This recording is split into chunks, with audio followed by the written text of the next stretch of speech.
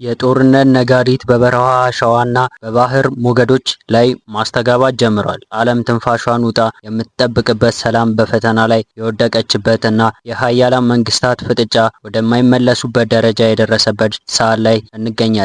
ይህ ተራ ወታደራዊ እንቅስቃሴ አይደለም። ይህ የዓለምን የኃይል ሚዛን የሚቀይር፣ ምናልባትም ቀጣዩን ዓለም አቀፍ ግጭት የሚቀሰቅስ ታላቅ የጦር ስልት ነው። ሁለተኛው ግዙፍ የአሜሪካ የባህር ላይ ምሽግ ወደ መካከለኛው ምስራቅ መጠጋት ማለት ለኢራን ግልጽ የሆነ ማስጠንቀቂያ ደውል ነው። በዋይት ሀውስ በኩል የሚሰሙት ፍንጮች ዓለምን እያናወጡት ይገኛሉ። የዶናልድ ትራምፕ አስተዳደር ሌላ ያለው አቋም ግልጽ ነው። ምን አይነት ድርድር የለም፣ ጥንካሬ ብቻ። አሁን ጥያቄው ጦርነት ይነሳ ይሆን የሚለው አይደለም፣ ጦርነቱ መቼ ይጀመር እና ማን ይተርፋል የሚለው ነው። በዓለም ላይ እጅግ ዘመናዊ ገዳይ የሆኑ የጦር መሳሪያዎች አዝሎ በውቅያኖስ ላይ የሚንሳፈፈው ሁለተኛው የአሜሪካ አውሮፕላን ተሸካሚ መርከብ ጉዞውን ወደ ኢራን የባህር ጠረፍ ማድረጉ ወታደራዊ ትርጉም ጥልቅ ነው። ይህ መርከብ ብቻውን እንደ አንድ ሀገር የጦር ኃይል የሚቆጠር ግዙፍ የጦር ሰፈር ነው። በመቶዎች የሚቆጠሩ የውጊያ አውሮፕላኖች፣ የሚሳኤል መከላከያ ዘዴዎች እና በሺዎች የሚቆጠሩ ልዩ የጦር አባላትን የያዘ ይሄ ግዙፉ ማሽን በፋርስ ባህረ ሰላጤ መታየቱ የኢራን ትዕግስት እየፈተነ ይገኛል። አንድ የአውሮፕላን ተሸካሚ መርከብ ቀጠናው ውስጥ ሲኖር መከላከያ ሊባል ይችላል፣ ነገር ግን ሁለተኛ ሲጨመር መልእክቱ ጥቃት ነው። ይህ ስልታዊ እርምጃ ኢራን በሁለተኛ አቅጣጫ ለመቅጣት የተነደፈ ነው። አንደኛው የኢራን የባህር ኃይል እንቅስቃሴ መገደብ ሲሆን፣ ሁለተኛው ደግሞ ማንኛውም አይነት ትንኮሳ ከተሰነዘረ በደቂቃዎች ውስጥ የኢራንን ወታደራዊ ኢላማ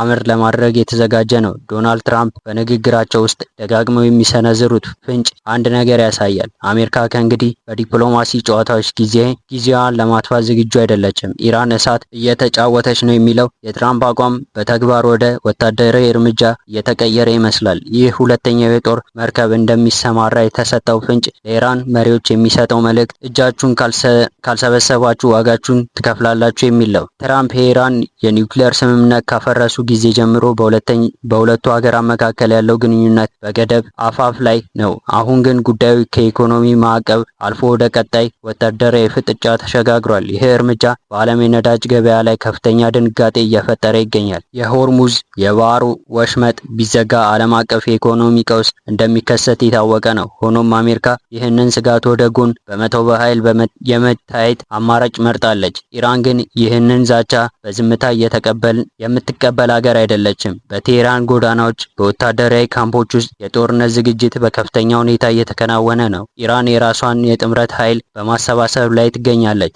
ይህ ጥምረት የመቋቋም ግንባር አክሲስ ኦፍ ሬዚስታንስ ተብሎ የሚጠራ ሲሆን በሊባኖስ፣ በየመን፣ በሶሪያ እና በኢራቅ ያሉ ታጣቂ ኃይሎችን ያካተተ ነው። የኢራን ጄኔራሎች እንደሚሉት አሜሪካ ሁለተኛ ቀርቶ አምስተኛ የጦር መርከብ ብታመጣ የኢራን ሚሳኤሎች እነዚህን ግዙፍ መርከቦች ወደ ባህር ጥልቀት ለመስመጥ ዝግጁ ናቸው። ኢራን ራሷ ሱፐርሶኒክ የሚሳኤል ቴክኖሎጂ እና በሺዎች የሚቆጠር የድሮን መንጋዎች የአሜሪካን የባህር ኃይል የበላይነት ሊፈታተኑ እንደሚችሉ ይታመናል። ጥምረት በሚል ስም የሚሰበሰቡት ኃይሎች በክልሉ ያሉ የአሜሪካ ጦር ሰፈሮች ኢላማ ለማድረግ ተዘጋጅተዋል። ከባህር ላይ ፍጥጫ በተጨማሪ በሰማይ ላይ በስውር የሚበሩት ቢቱ ቦምብ ጣይ አውሮፕላኖች ስምሪት ሌላ አስፈሪ ክስተት ነው። እነዚህ አውሮፕላኖች በራዳር የሚታዩ እና እጅግ በጣም ርቀት ላይ ሆነው የጠላቱን ስትራቴጂ ቦታዎች ማውደም የሚችሉ የጥፋት መልእክተኛ ናቸው። ቢቱ አውሮፕላኖች ወደ ቀጠናው መጠጋታቸው ማለት አሜሪካ ኢራንን የከርሰ ምድር የኒውክለር ጣቢያዎችና ወታደራዊ እዝ ማዕከላትን ለመምታት ቆርጣ መነሳቷን ያሳያል።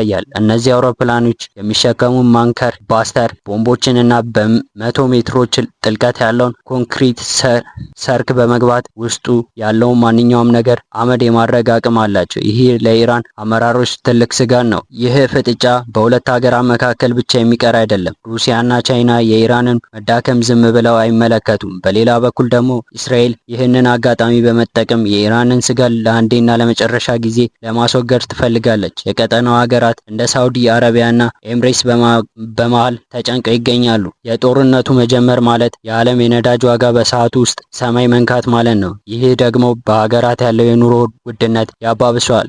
ከወታደራዊ ኪሳራ በላይ የዓለም ኢኮኖሚ ሊሸከም የማይችለውን ድቀት ሊከተል ይችላል። ነገር ግን ኃያሉ ለኢኮኖሚ ሳይሆን ለክብራቸውና ለስልጣናቸው ቅድሚያ የሚሰጡ ይመስላሉ። የአሜሪካ የባህር ኃይል ስልት ከፍተኛ ጫና ማክሲመም ፕሬዠር የሚባል ነው። ሁለተኛው የአውሮፕላን ተሸካሚ መርከቦች በአንድ ላይ የማሰለፍ ኢራን በአንድ ጊዜ በሺዎች በሚቆጠሩ የሚሳኤል እና የቦምብ ጥቃቶች የማጥለቅለቅ አቅም ይሰጣታል። ይህ ሾክ ኤንድ ኦ የሚባለው ወታደራዊ ስልት ለመተግበር የተመቸ ነው። ኢራን በበኩሏ የባህር ላይ አሲሜትሪክ ጦርነት ትከተላለች።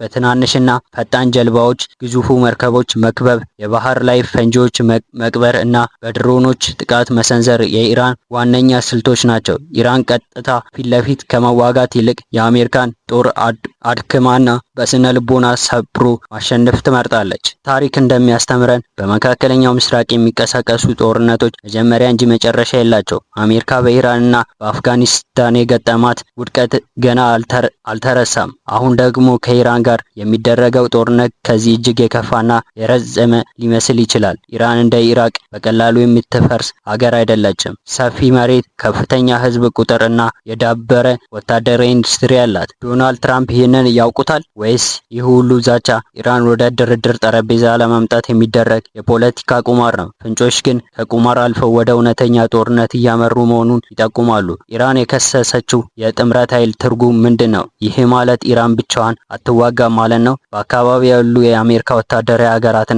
ወታደራዊ ሰፈሮች በሙሉ ኢላማ ውስጥ ይገባሉ። የመን ውስጥ ያሉ የሁቲ አማጺን በቀይ ባህር ላይ ጥቃት ሲሰነዝሩ ይችላሉ። በሊባኖስ ያለው ሄዝቦላ ደግሞ እስራኤልን በሺዎች በሚቆጠር ሚሳኤሎች ሊያጥለቀልቅ ይችላል። ይህ ማለት ጦርነቱ ከተጀመረ መላው መካከለኛ ምስራቅ ወደ እሳት ጦርነት ይቀየራል።